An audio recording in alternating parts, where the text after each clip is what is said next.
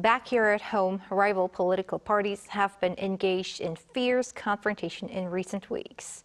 But today, the rival parties' chief policymakers sat down for collaborative efforts on people's livelihoods. Our correspondent Lee Shi-hoo reports. A bipartisan body for joint policy discussion.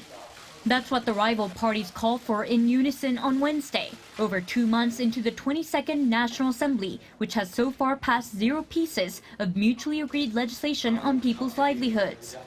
The ruling People Power Party floor leader Kyung-ho urged what he called a ceasefire of political strife and said that working-level negotiations to form a consultative group between the rival parties and the government, something he's previously suggested, will begin immediately.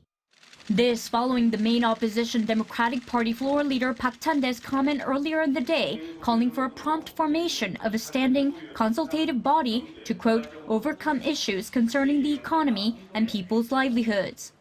These intentions highlighted by Wednesday's first ever meeting between the party's chief policymakers in the current assembly. We will put in efforts to possibly process negotiable bills that can be accepted by both parties for the sake of people's livelihoods. We think that the legislations, where there aren't large differences in opinion between the parties, can be quickly processed. They mentioned common ground, especially in childcare, housing, and necessary improvements to the current Nursing Act, heavily debated in the previous assembly, sharing a mutual will to continue fine-tuning legislative details for speedy lawmaking.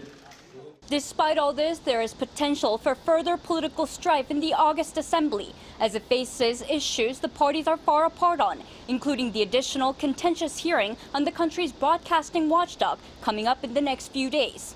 Lee Shi-hoo, Arirang News.